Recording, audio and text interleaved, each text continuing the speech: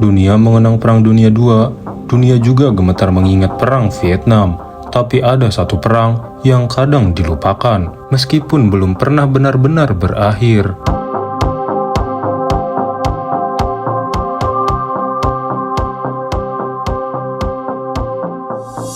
Perang Korea dimulai tahun 1950, berakhir tanpa akhir.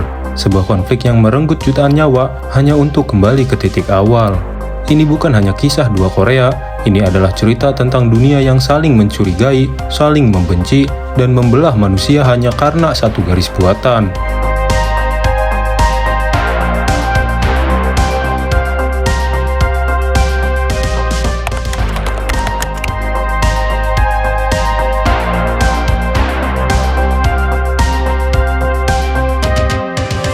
Pada tahun 1945, Jepang pun menyerah, semenanjung Korea pun dibebaskan, tapi kebebasan itu datang dengan harga.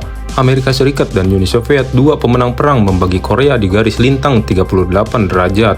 Di utara, lahirlah Republik Demokratik Rakyat Korea, dipimpin Kim Il-sung dengan komunisme sebagai napas.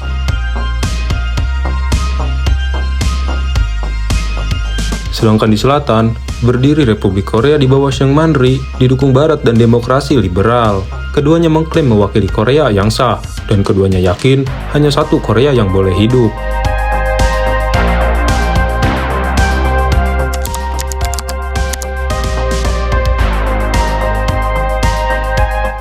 Juni 1950, pagi hari tanpa deklarasi dan tanpa peringatan, ratusan ribu tentara Korea Utara menyerbu ke selatan. Dalam 3 hari, Seoul pun jatuh. Pasukan Korea Selatan pun mundur terus-menerus, hingga hanya tersisa sedikit wilayah di sekitaran Busan. Dunia terkejut, tapi Amerika tak bisa diam. Di bawah bendera PBB, pasukan multinasional dipimpin Jenderal Douglas MacArthur, mereka melancarkan serangan balik legendaris pendaratan di Incheon. Korea Utara pun terdesak, tentara selatan mendekati perbatasan Cina. Saat tampak Korea akan disatukan kembali, tiba-tiba sejarah menahan napas.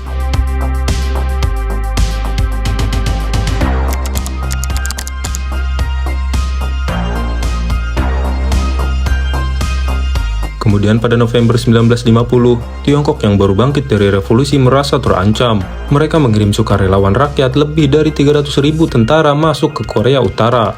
Pasukan PBB pun mundur, Seoul kembali jatuh 2 kali.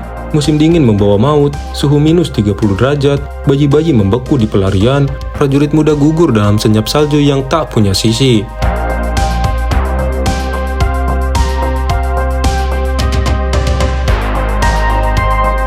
Perang Korea bukan sekadar adu senjata, ia adalah perang ideologi dan perang harga diri.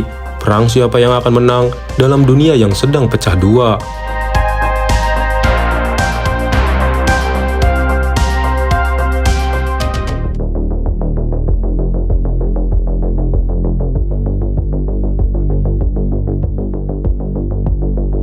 Tahun 1951 sampai 1953, garis depan tak lagi bergerak jauh. Pertempuran berubah menjadi perang posisi statis dan brutal. Seperti Perang Dunia I yang berulang, negosiasi damai berjalan sangat lambat dan tiap pembicaraan disela suara mortir.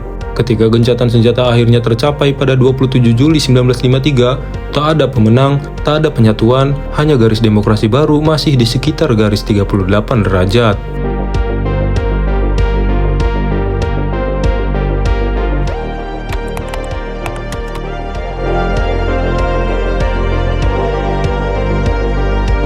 Lebih dari 2,5 juta jiwa tewas, mayoritas adalah rakyat sipil.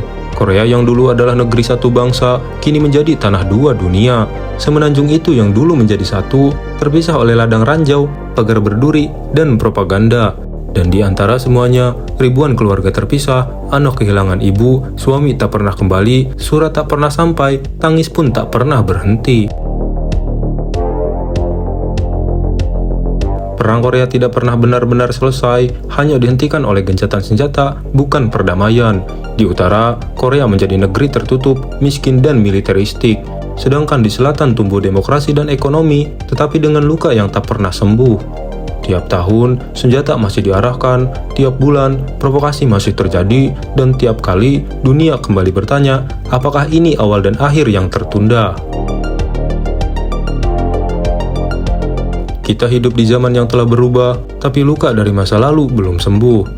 Perang Korea adalah bukti bahwa konflik bukan selalu soal menang dan kalah, tapi soal berapa banyak yang hilang sebelum kita sadar bahwa tidak ada yang benar-benar menang dalam perang.